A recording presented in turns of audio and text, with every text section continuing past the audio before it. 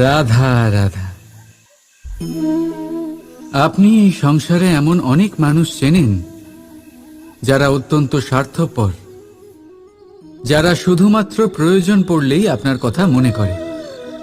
তাছাড়া বহু বছর তাদের দেখাই পাওয়া যায় না, কিন্তু যখনই তাদের আপনার সাহায্যের প্রয়োজন পড়ে হাত জোর করে আপনার সামনে এসে উপস্থিত হয়।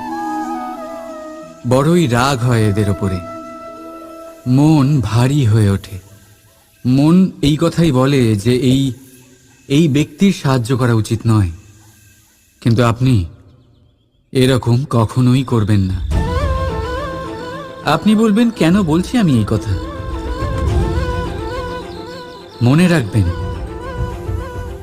আলোর খোঁজ মানুষ শুধুমাত্র তখনই করে যখন অন্ধকার গভীরতর হয়।